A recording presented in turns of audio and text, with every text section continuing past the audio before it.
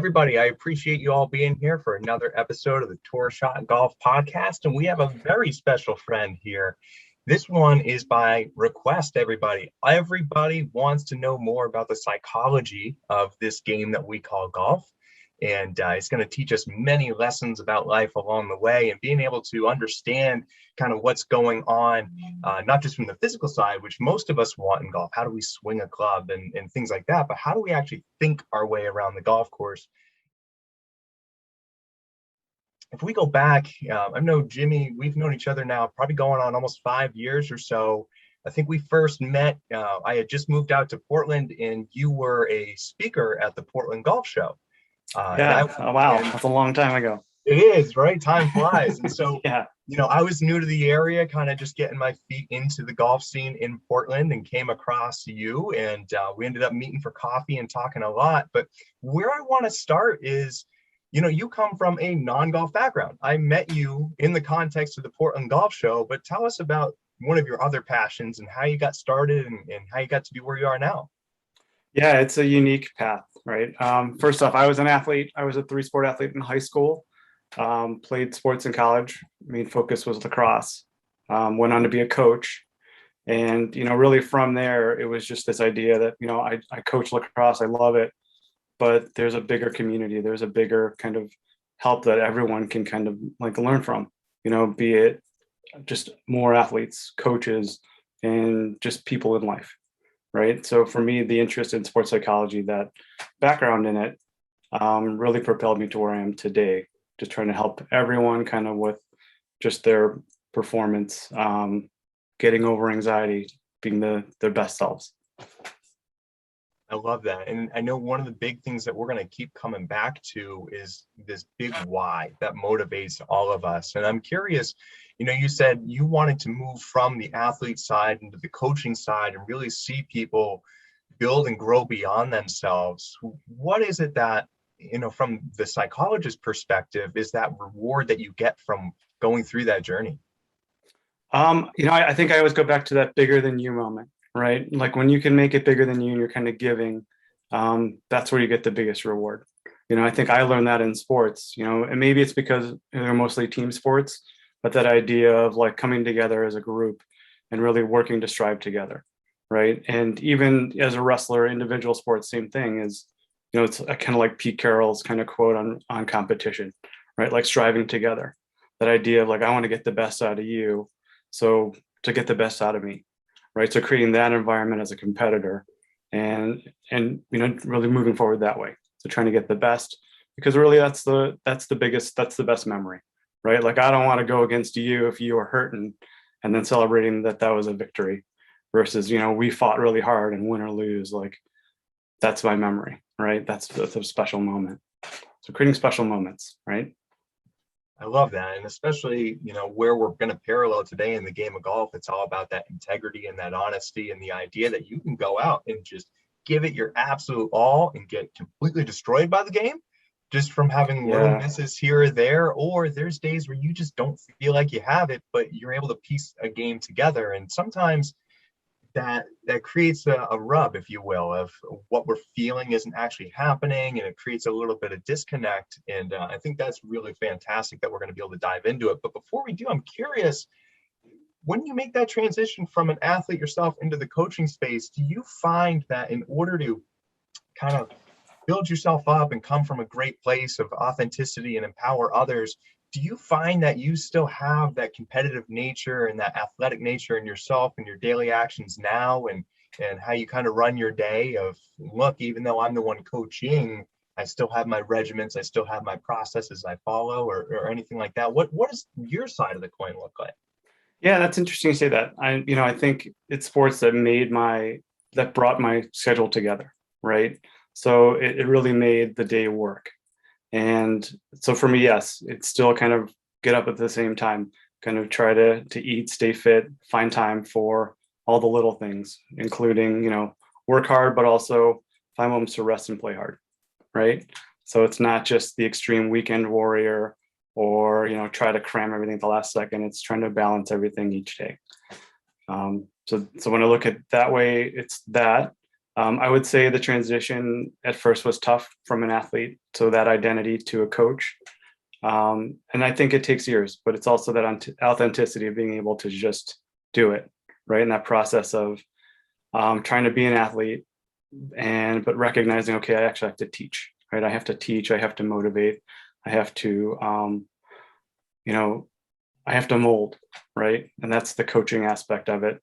But this side of, working with athletes as a sports psychologist or mental skills coach, it's more providing the insight. So I'm not here to rebuild you, remold you. I'm here to kind of help you understand what your best is, right?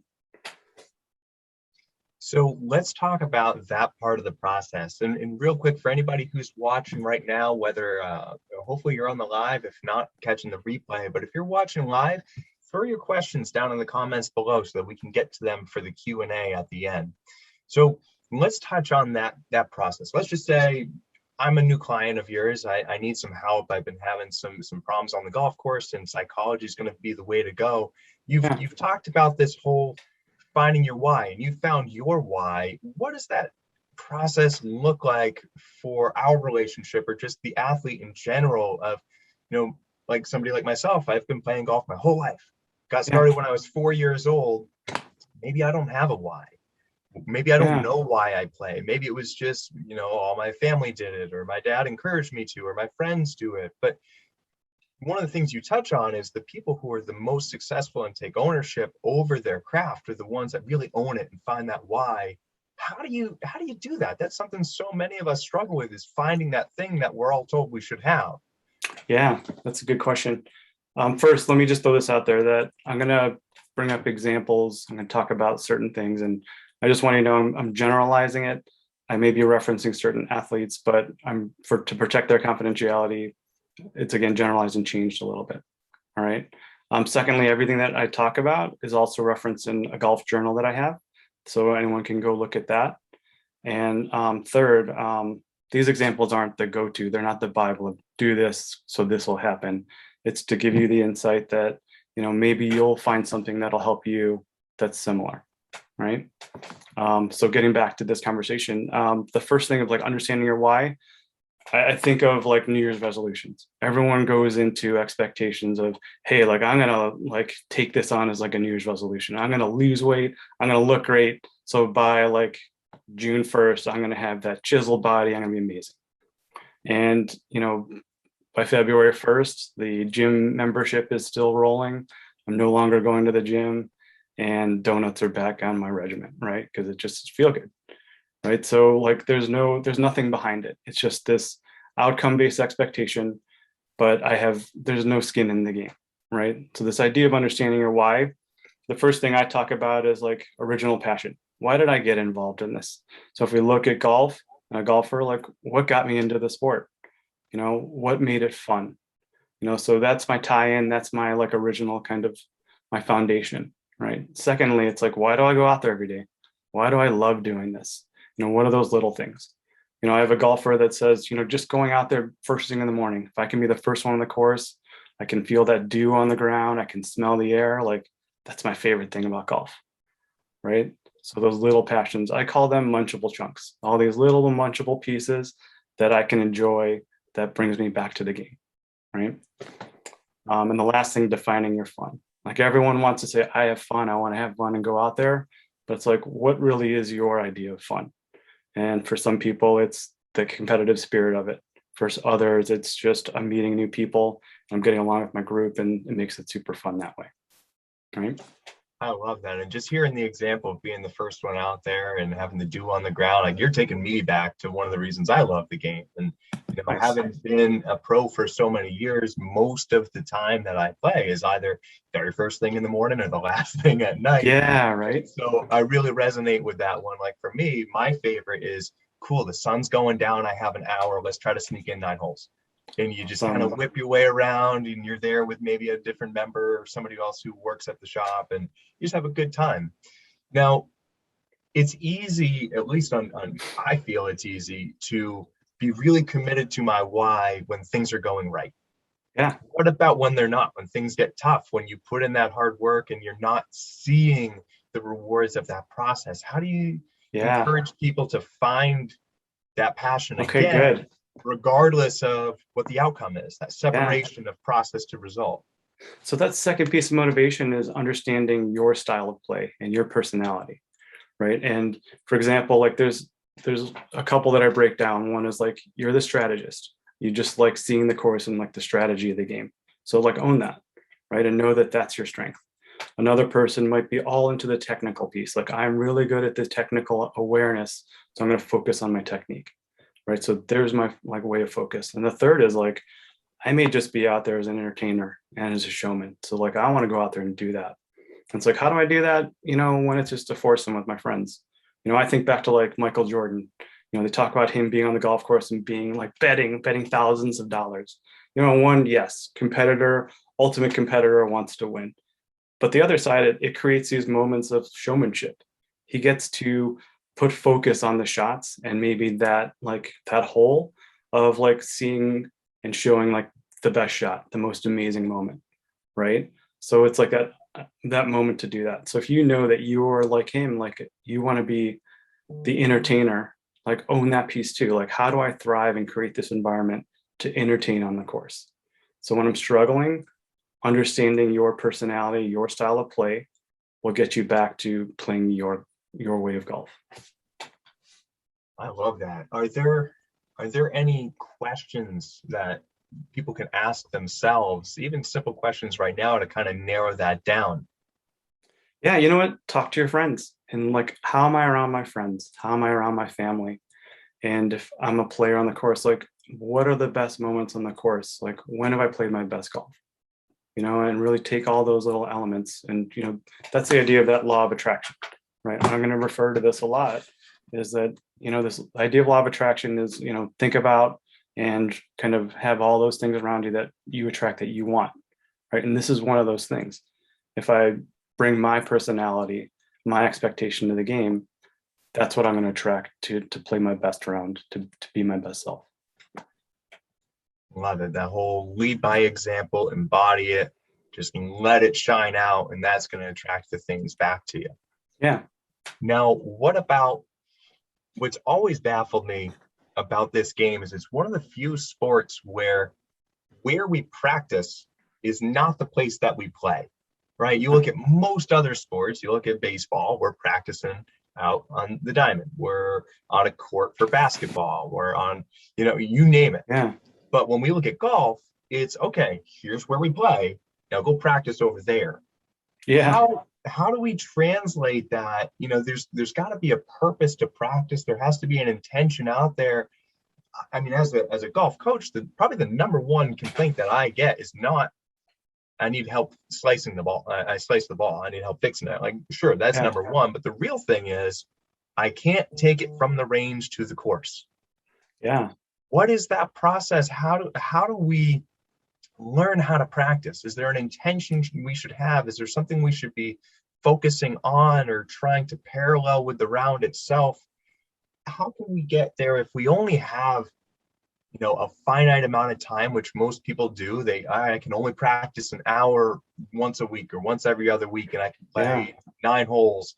How do we make the most of it? How do we get the most out of our time? And before we get into that, one of my favorite stories is of Lee Trevino, the famous golfer from the mid 1900s, and particularly in the 70s or You're so. making us seem old. I know, I shouldn't call it mid 1900s. We're going to round up. But the story goes that Lee Trevino, he grew up in a disadvantaged family, but when he was working at the golf course, a member gave him a club and said, here you go, learn how to play. And so Trevino, he'd only have a couple of minutes here and there and every rare time to actually hit a ball. But every time he went to hit a ball, his mindset was, I want to get really good at this so I can become successful and give back to my mom, who has provided a great life and a lot of opportunities for me. And so by every single shot, having that in the back of his mind, he got really good, really quick, and went on to be one of the great Hall of Famers that we all know and love. But he had that focus of, look, if I only have 3 balls to hit, if I only have 5 minutes to practice, if I can only putt twice, I want to make the most of it. How do we find that? That's a great story. And, what you're bringing out there, the elements, again, of the bigger than you. That's his bigger than you moment. That's his defining motivation, right? So when he goes into practice, there's intention to it. So you're telling me like he probably went into, if I got on the course for 30 minutes, this is what I want to focus on, right? So you talk about like on the practice, on practice green, or no, practice area. Sorry, I'm kind of brain farting, but you're hitting certain shots, you're doing certain things. So what are, I'd say, bring 2 to 4 aspects to the course. Maybe those 3, 4 things that I want to work on. Let's write them down. Here's my approach. These are the things I want to focus on. Maybe it's my stance. Maybe it's my swing. Maybe it's where I'm going to hit the ball, right? I'm picking out a point and trying to get to that point, right? Or maybe I have this slice. How do I work with my slice versus trying to correct everything as I stand there staring at the ball, trying to coach myself through a new swing, right? So committing to things before so that I can just go out there and play. And I just heard this great quote from Giannis Antetokounmpo from, NBA champion team. So this was his quote. I don't know if you've heard it. When you focus on the past, it's your ego. When you focus on the future, that's your pride talking. And when you focus in the moment, in the present, that's humility. When you're humble, you aren't setting expectations. You're just going out there to enjoy the game and compete at a high level. Right. I like that. Right. That's like on the locker, like that's the thing to just post for me. And, it's just that idea of like, look, I can go out there and focus on how I used to play or how I had this great round or this future expectation. Like I need to crush it today. Right. Or I go unprepared. I practice what I need to. I have my 2 to 4 things. And then I use that to kind of play in the moment, play my game and have fun. So what a perfect segue, because golf is a game of failure. It's a game of who can miss the best. And even in his prime, there have been very successful players like Ben Hogan and Tiger Woods, and they've been quoted as saying in a 4-day tournament, they might only hit 2 perfect shots. Yeah. So I think that's something where if we've been playing this game for a very long time, we take it with a grain of salt, but especially for those that are new to the game, this idea that you're going to fail a lot, way more than you're going to have success. And I know, at least from a coaching perspective, one of the greatest moments is you work with a player who's just brand new and they're missing the ball, they're topping it, they're chunking it. And then they get that one shot that pops up and they look at you like, whoa, and they're hooked. Yeah. But we chase that one shot, but at the same time, the best in the world are completely okay with the failure because they go into it with the mindset that the failure is what creates the growth. They can learn from it. How does the average person who may not be exposed to so much failure really go into it with that neutral mindset of it's not me, it's not that I'm bad, it's not that ego being crushed like so many of us. We see it all the time. We see it all the time. Somebody hits 2, 3, 4 bad shots in a row. They're ready to break the club. They're cursing themselves out. They're saying horrible things to themselves. Yeah. How do we get out of that? How do we stay in that mindset of growth and open-mindedness? Because what's the other quote? We all have a plan until we get punched in the face. And golf will continue to punch you in the face. Yeah. That's it. I think with that, I think most sports are that way. There's all this high level, just amount of failure. And when you go into like competition, everyone thinks it's different than practice, right? That it's different from like a match to like a big tournament, right? Where if I'm thinking with the mindset of mastery, this idea of like improvement, like every day is the same. If I approach it, like we talked about, with the intention, that motivation, like my why, right? My characteristics, and with my small goals, right? So that I can focus on an area to improve or an area to highlight, right? So that I have specific areas to also celebrate and improve at the end, right? Versus I'm mad because I just suck today because my score shows this, right? Like a score is this huge outcome, but there's, again, nothing behind it. Like the New Year's resolution, it's just this big idea versus some concrete little things, that process that helps you to improve or that helps you see the best at what you do. So if we do that parallel, let's just say, all right, New Year's resolution, the goal is I want to lose weight. I'm just going to air quotes, I want to be under 200 pounds. Yeah. Just making things up. Sure. Golf, it might be, hey, I want to break 80 for the first time. But to your point, it's not about that result. It's not about being 199 pounds. It's not about shooting 79. It's why am I over 200 pounds? Maybe I indulge in too much sweets. Maybe I eat too late before I go to bed, or I don't exercise enough. And it sounds like what you're saying is, well, maybe I have a tendency to three putt. Maybe I make bad decisions when warming up on the range and I really shouldn't be hitting driver that day, or I need to work on my bunker play. And it's those components that lead to the score coming down. It's the mindset shift of I'm going to become healthy and therefore the weight comes off. And you bring up like great points there. It's like, so I highlighted 2 or 3 things, right? Like I am out of shape, so I want to get in shape, right? Or my shot, like I'm off, when with my driver, it slices. Why is it doing that? So let's hone in on that, right? So you saying these examples, you bring out the smaller goals and expectations of what I need to work on. Then you peel that back another layer. How do I specifically do that? And what's going to get me to that point, right? So go big to small, small to big.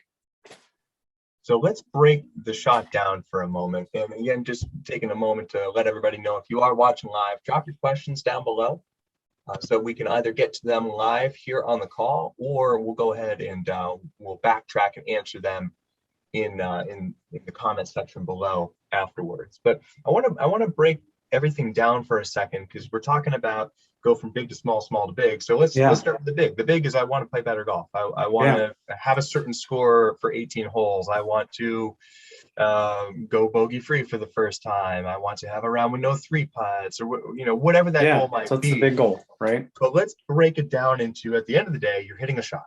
And that shot could be on the tee box, that shot could be on a fairway, it could be on the putting green, could be in a bunker. But at the end of the day, you need to hit the ball. And so I know, at least when I'm working with players, I break it down into a 3-step process. We compartmentalize, if you will. We have the pre-shot, we have the shot itself, and then we have the post-shot. And I'd love to start with going into the shot, that pre-shot routine or that pre-shot process, where we're really visualizing what we do want to have happen, as opposed to focusing on what we don't want to have happen. How do we override maybe those negative thoughts that creep in? And in golf, especially, you hit 2 bad shots, or maybe you shank the ball and it's in the back of the line. You can't shake I'm going to take a step back first and remind how to create the environment. Right. And I'll give an example. So I had one golfer. I'm like, hey, when did you play your best round of golf? Actually, I play my best round when the person I'm paired with is super nice, super supportive, super fun and encouraging to play with. When I get that person, I play amazing golf. And it's like, okay, so how often do you get that? Probably once, probably maybe twice in, this season. It's like, okay, so you're going in hoping that you're going to get this person and that they're going to give you confidence, and that your confidence is going to be found on the course, right? And I think most golfers, most athletes that struggle with confidence go in this way. They're rolling the dice and they're like, okay, let's see what we get. I really hope I get confidence today. I really hope I get motivation and great play. Right? Versus creating that environment. So we talked about, all right, you like these people to play with. So we are our harshest critic. We are also our best advocate, our biggest cheerleader. So we got to start right here with us, right? So how do I create that environment? I want to be that person.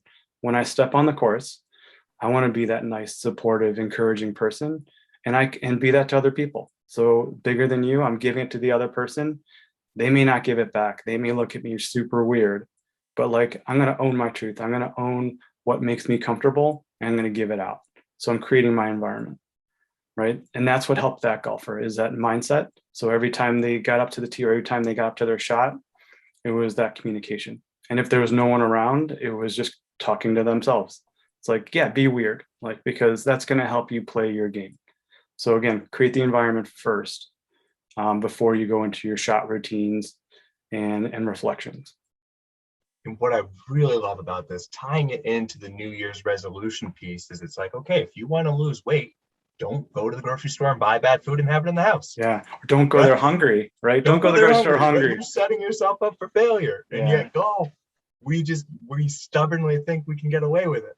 Like I Yeah. know, I'm sure there's people watching where we've had that moment where we're standing over the ball and we're not sure and we're just go for it anyway, just thinking, oh, it's going to work out. It never does.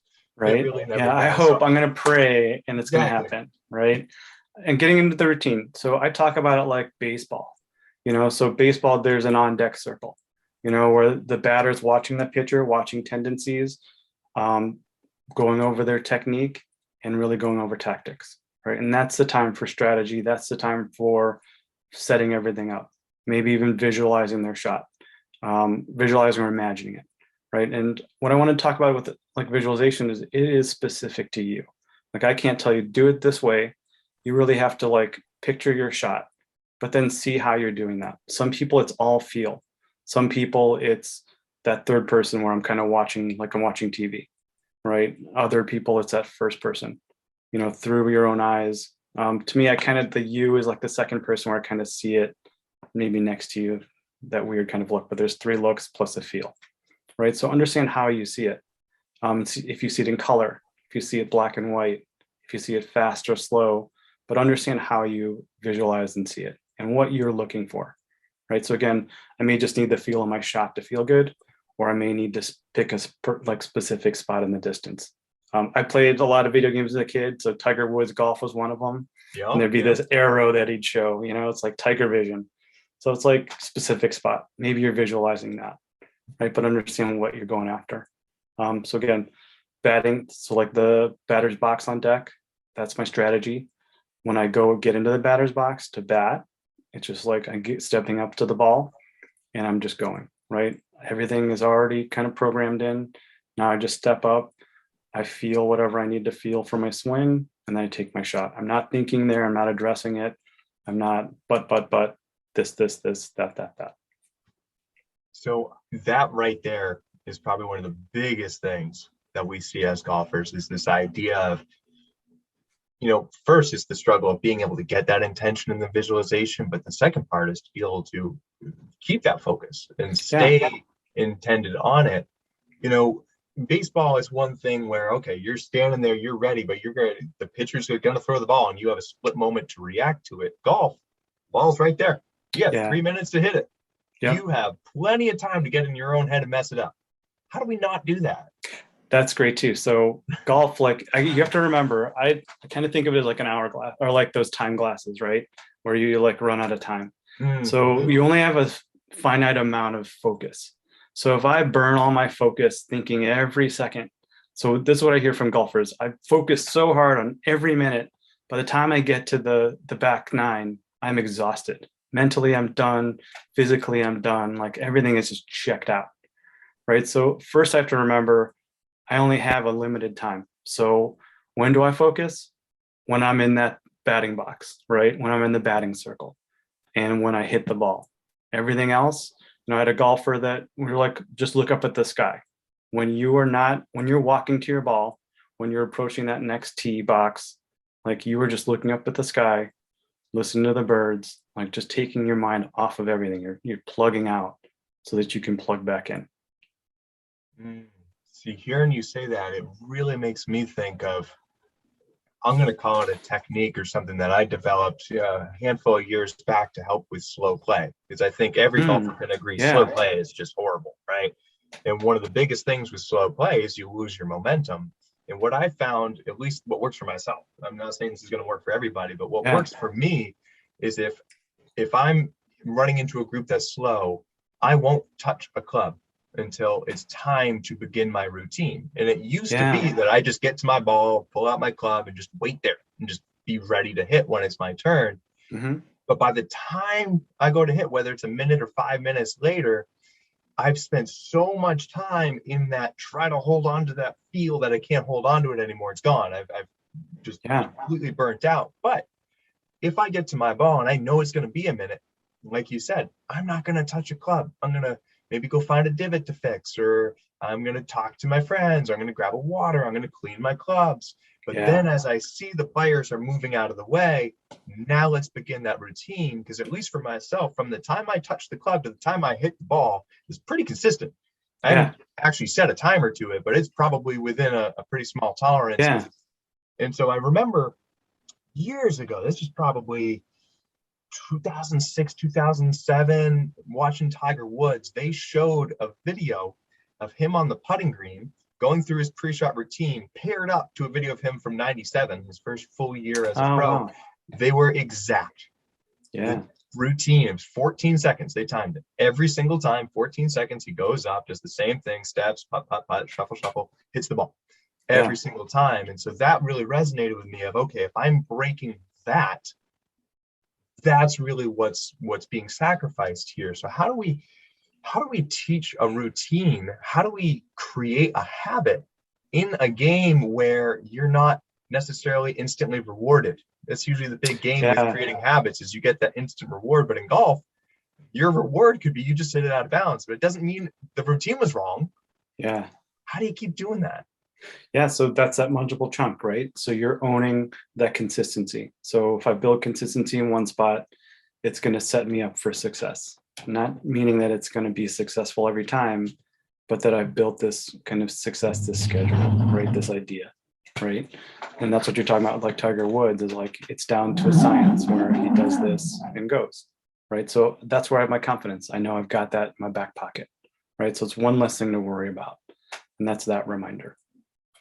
Oh, I love that. So when you put in the work and you've committed to your routine off of the course, it will carry over. And that ties in with what we were talking about of how to practice. Because it sounds like if we can practice the way we play, then we just end up playing the way we practice.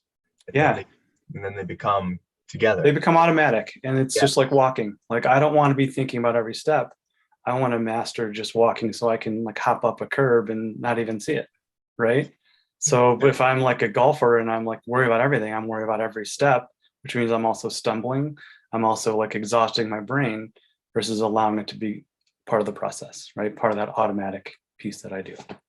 And I'm laughing over here because yesterday I went on a 5-mile walk through the mountains, and there were times where I'm focusing on every step, but not necessarily by choice.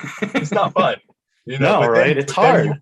It's hard. And then you're in your head like every step sucks and you gotta grind. Yeah. But then eventually you're through it, and you're just all of a sudden you just walk 2 miles and you're like, oh, that was easy. Yeah. So then you look up and you're like, look at this landscape, right? Look at where I'm at. Exactly. So what about after we've hit the shot? We've talked about the visualization and being prepared ahead of time and how to practice. We've talked about staying focused while actually hitting the ball, but now the shot's done. Whether the outcome was what we wanted or not, I feel like we have an opportunity here. All right, I've been watching a lot of Ted Lasso. I'm sure everyone else has. So it's this idea of like the goldfish mentality, right? So I'm also going to tie in Tiger Woods. He talked about 8 to 10 steps, right? So after my shot, I have 8 to 10 steps to own what just happened. And it's important to own and define if it was successful. Give yourself a pat on the back. That was awesome. I love that shot. It sounded good. It hit well. It sounded like everything was great about it. Boom, done. Right? Other side, that totally sucked. This was off. This was off. This was off. You know, get to that 8th step, done. Right? I can own it, but I've got to really define like that was really stupid. That was a brain fart. Focus on this next time, and then let it go. And then again, I look up at the sky. Maybe I take out a snack from my bag, and I walk and do it. So this reminds me of a golfer on that 8 steps. They would choke their bag. Their idea is I need something physical. They're shaking their bag in those 8 steps, thinking all the bad things, and then let it go, put it on the shoulder, or start towing it and keep walking, right?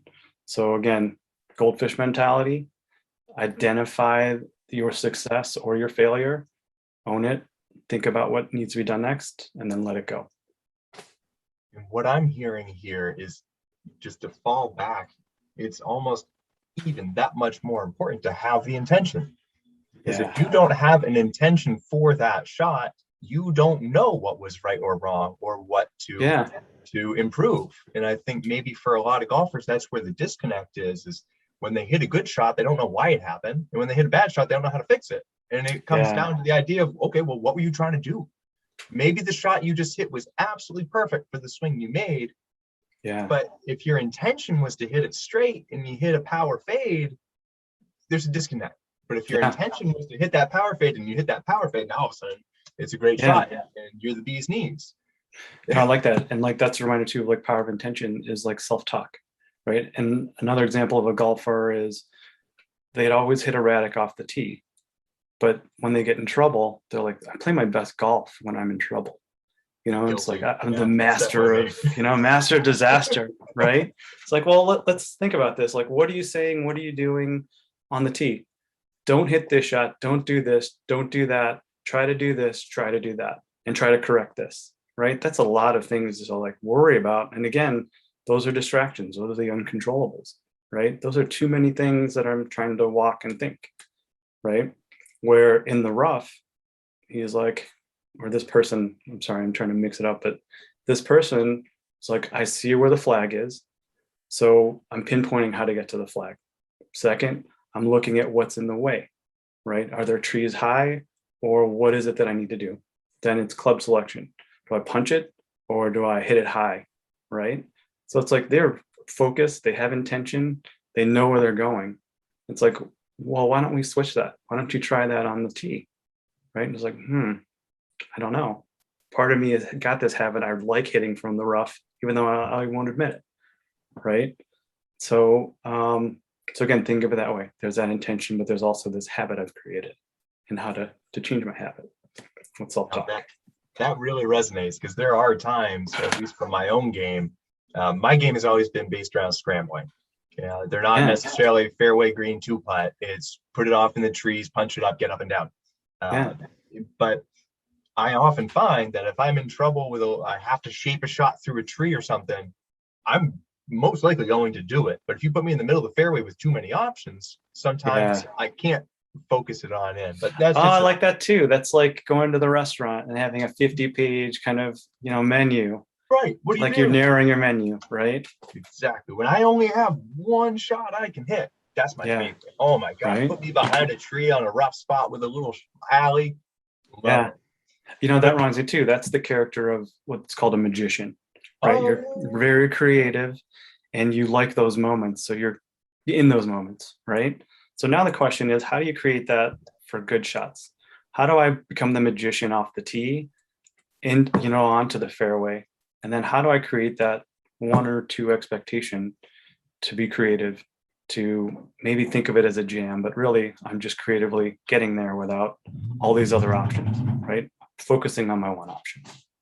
I love it. And we're definitely going to touch a little bit more on your journal, for sure, talking about the strategist, the technician, the entertainer, the magician. So anybody who's interested in that journal, we're going to talk more about Epic Sports Psychology, your website, and where to get it.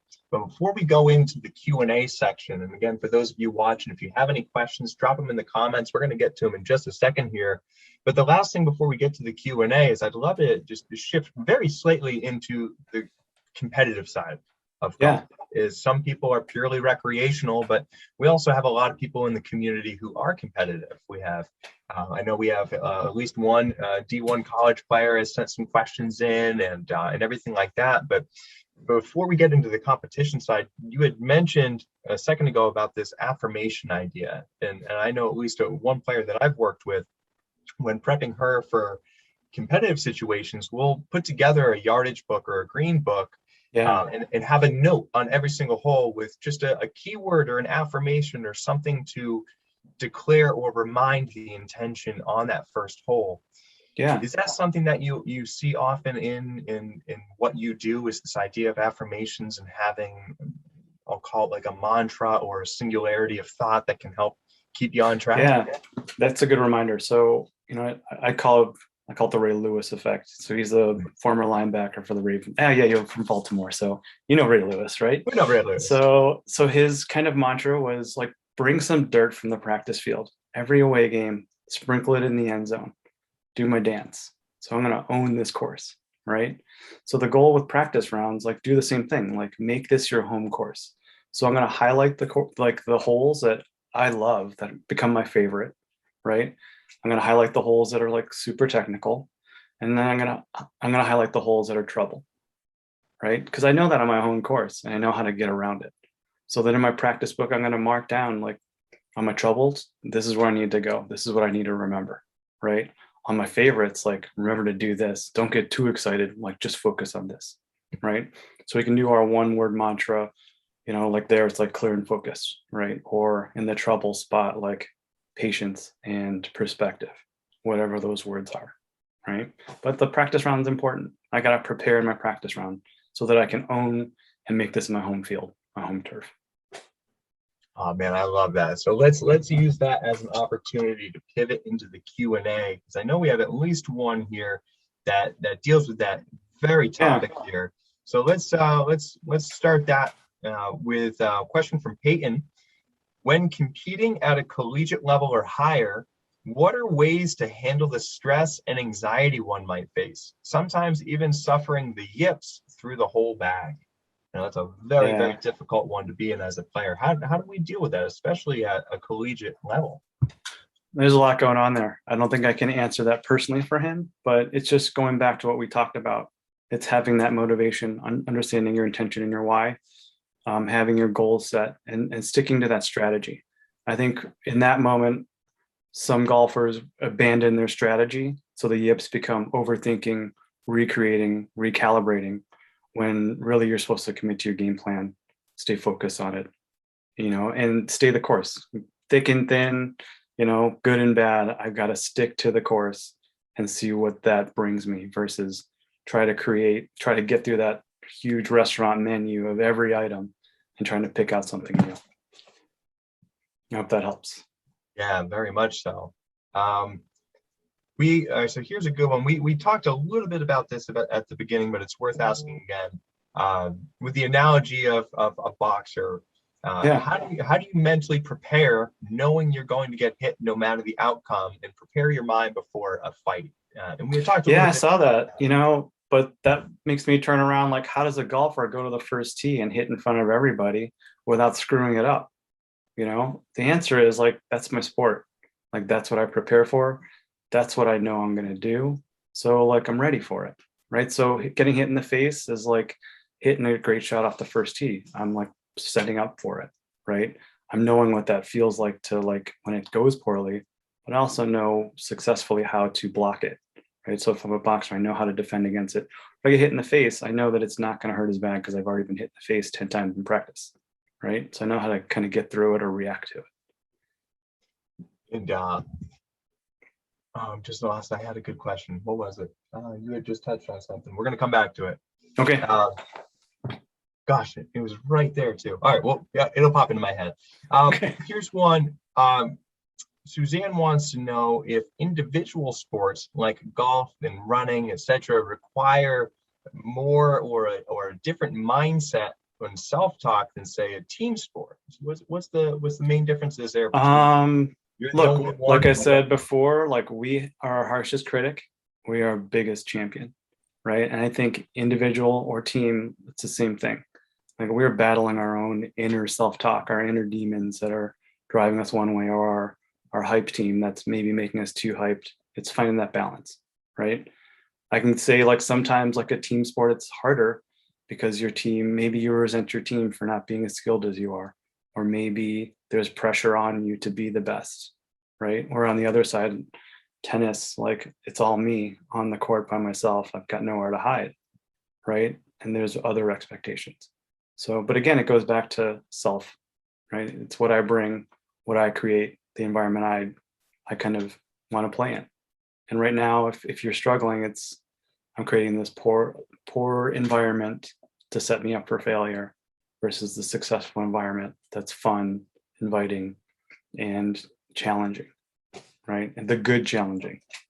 Makes me think of the Miracle Hockey Team. Talk about a good environment, right? Yeah. Here's a great example of one of the greatest stories in sports of this team, who maybe the individual components weren't superstar, all-star status, but the environment that you're talking about. So it sounds like that, whether individual or group, the environment is incredibly huge. I'm sure. Yeah. So just to tie it in, you're going to appreciate this because you're a lacrosse background, but I played lacrosse all growing up, right? Third grade. You better have. I was pretty darn good at it. And freshman year of high school was the only season I played in high school because I didn't like my coach or the environment created for the team. Now, Yeah. the silver lining is it encouraged me then to go on to the golf team the next year. Yeah. And so it worked out in the long run, because here I am now still doing the golf thing. But it sounds like that's maybe the disconnect. And we hear about that at work as well. I don't like my Yeah. boss. I don't like the environment. Yep. And yet you talk to people who work at Google, and they have an incredible culture and an environment, and they're all just really successful.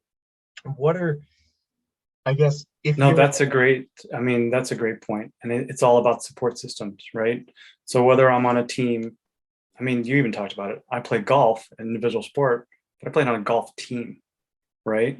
So it's understanding my like support. Maybe I don't like my coach. Maybe they're not the best for me, but there's still something I can gain from them. There's still a relationship I can build. And then who are my other people, my go-to people?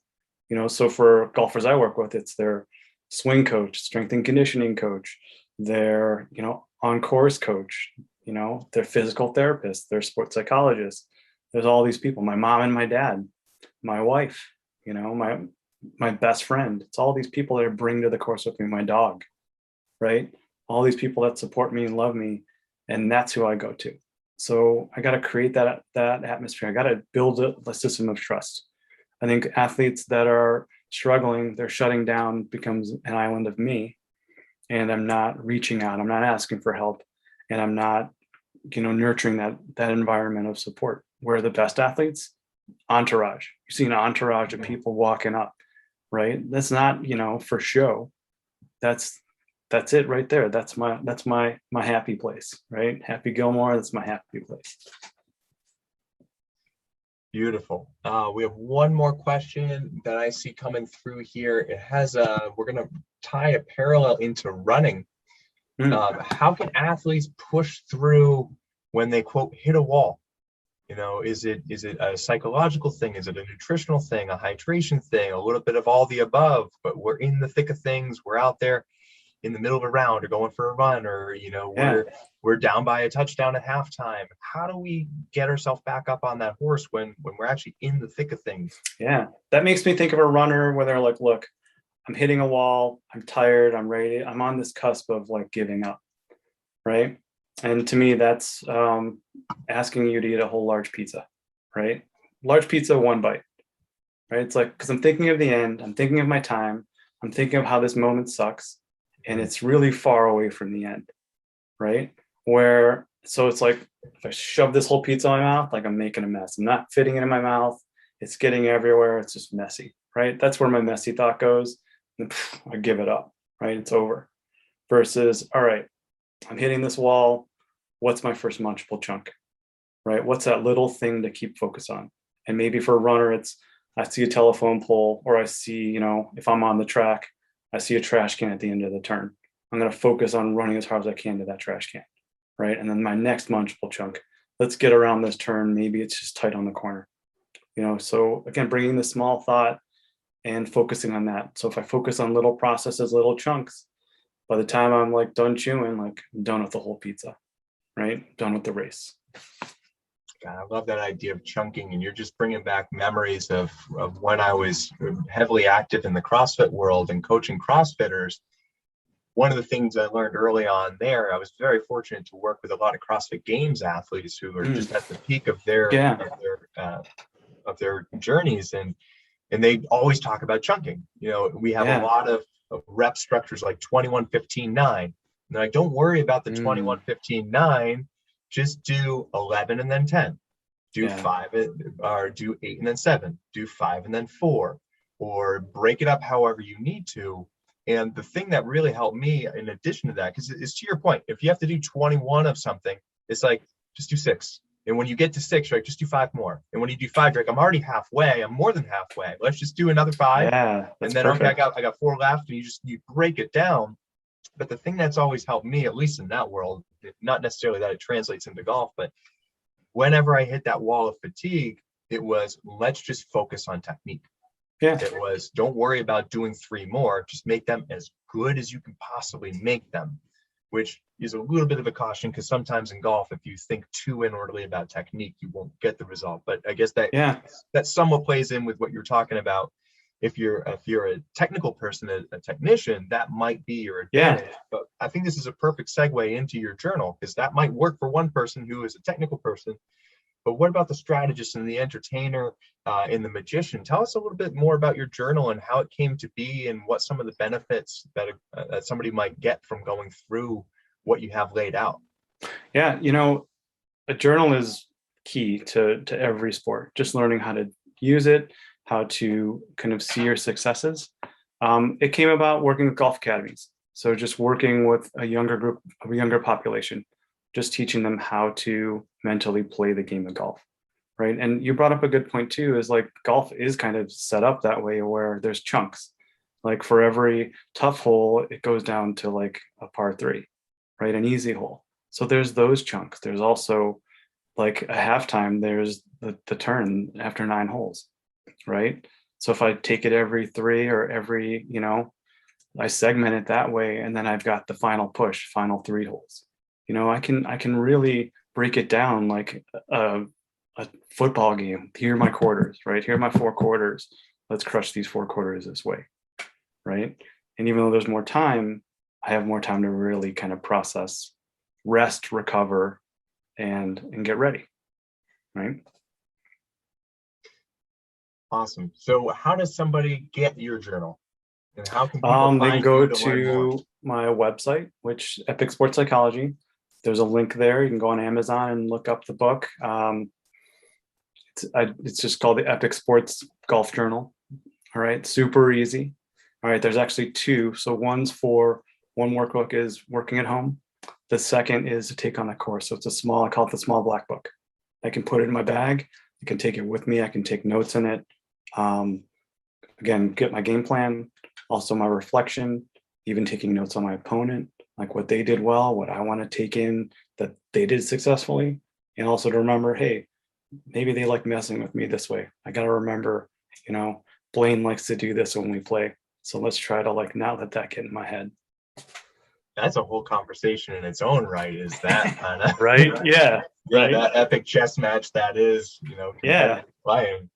Yep. What about social media? People who want to follow you, learn more. I'm on Instagram, Twitter. So those handles, they're also, you can go directly from the website and click through there.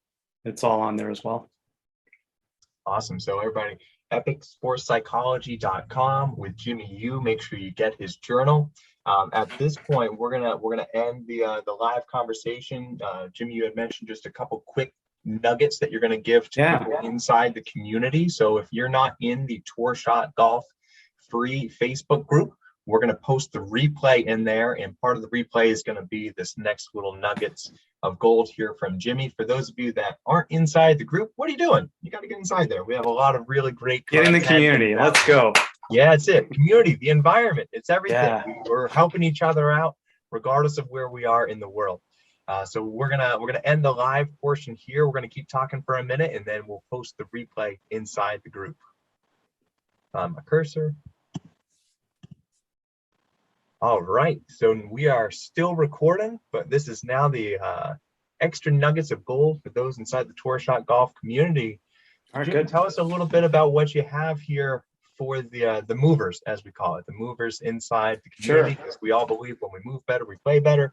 And we're all here in this pursuit of just becoming the best versions of ourselves. One I'm going to talk about is for competition. I think warm-ups, most golfers take warm-ups as a time to practice and is not a time to practice, right? And I think working with you probably know that I need to activate my body. I need to get ready to go, right? So remember, warm-up should be less than 20 minutes. It should be something that you're doing to warm up your body versus focusing on technique. I had a golfer that needed to go through every club in their bag, and it would take them an hour. It's and then they would be exhausted on the first tee, right? So activating and warming up my body, that's my goal for warm-ups before competition. That's it, right? I love that. I mean, we're in the community right now. We're in the middle of a 30-day mobility challenge, learning how to do that. So this is very timely. But there's a quotable that you just dropped there, just a knowledge bomb, as simple as it is. Warm up is not the time to practice. Yeah, right. Oh my God, there's one thing we take away. That's it. Yeah. If you're trying to figure out your swing before the round, you don't have it. Yeah, you're in trouble. Yeah, right? Exactly. Exactly.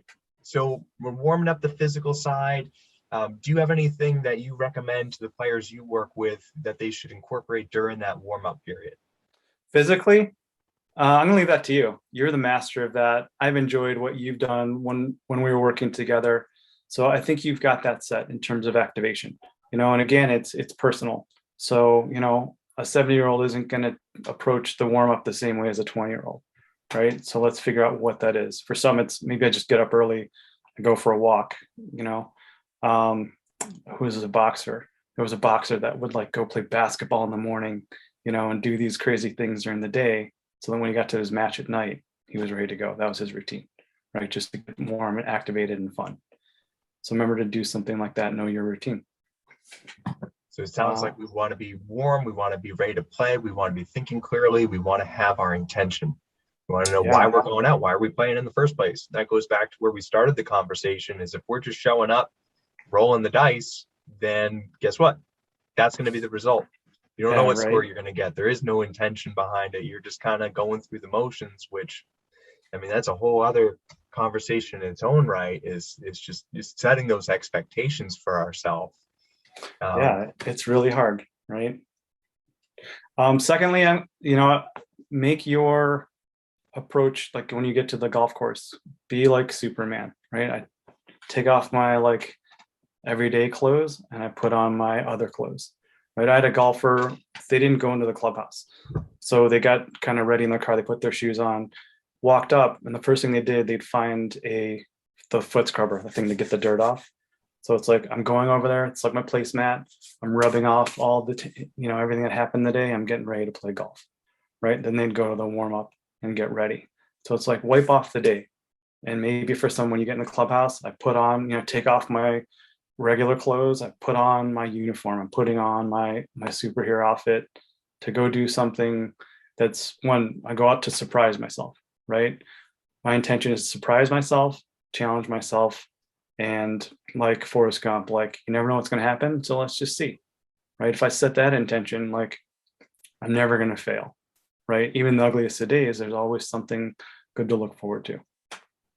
So what I'm hearing keep coming back up throughout this whole conversation is we really, at the end of the day, there's a lot of rituals or routines or so from the consistency perspective, but it sounds like the root of that whole consistency thing is your big why. Why do you play the game in the first place? Why does it make you happy?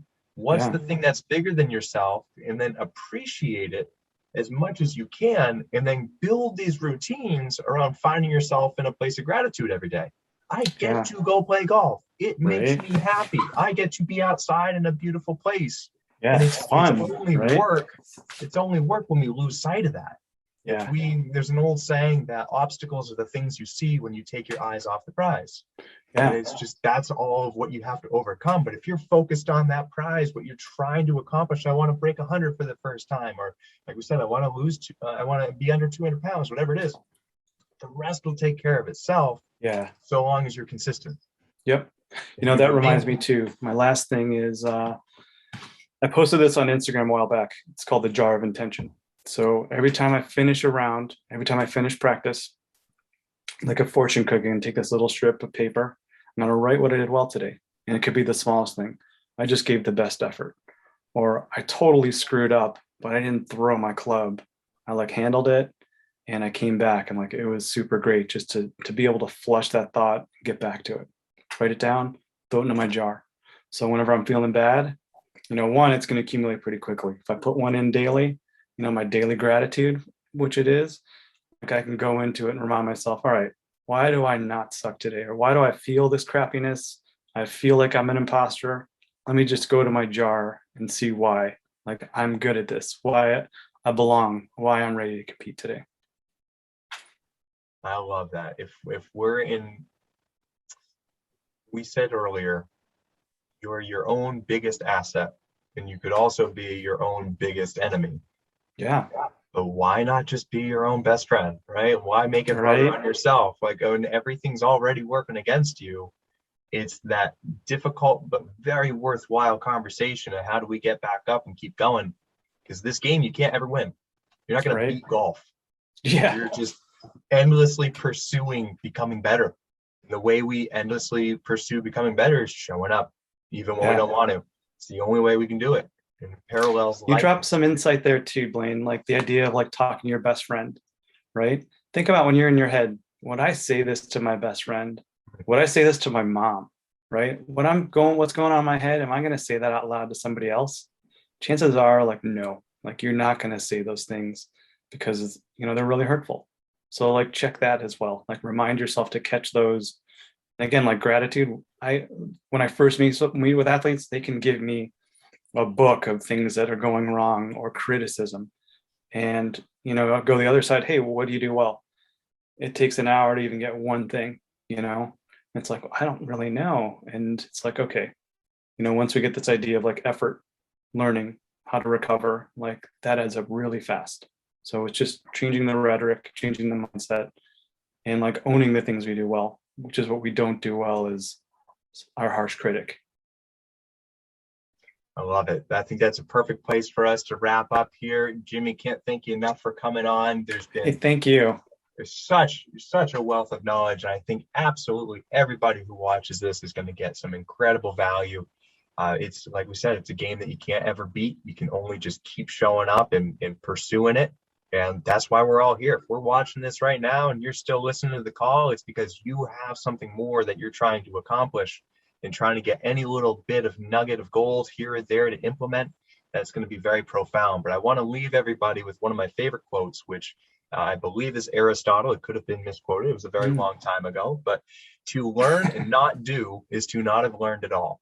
So if there's anything that you have learned from this call, make sure you do it. Because if you watched it and you got great value, but you don't take action on it, you just wasted your time. That's great. I appreciate you being here and spending the last hour with us. But really, it's how are you going to spend those future hours? So take what you learned, put it in your journal that we're talking about here with Jimmy, write it down, come back to it again and again, and just keep showing up to be your best self. All right, Jimmy, don't be afraid to give me a call, email me, drop a line if you have questions, especially based off what we went over today. I'm happy to just answer those questions as well. Absolutely. And we'll drop all of Jimmy's contact information, website, social media, all that stuff in the description as well. All right, Jimmy. Thank you, Blaine. Thank you, community. Thank you so much. Yeah.